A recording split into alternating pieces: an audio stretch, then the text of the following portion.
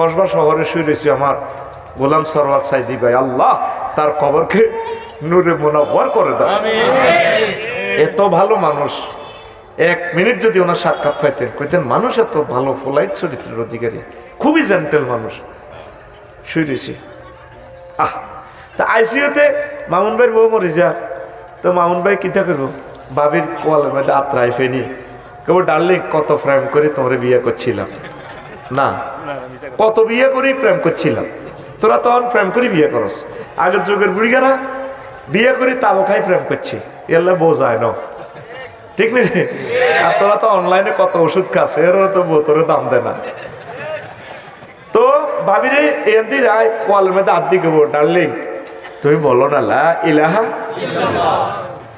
মারে কইতে হইব যখন মা মুমূর্ষ দম টানা টানে, মা গো আপনি বলেন না গো মা লা ইলাহা ইল্লাল্লাহ মুহাম্মদুর রাসূলুল্লাহ।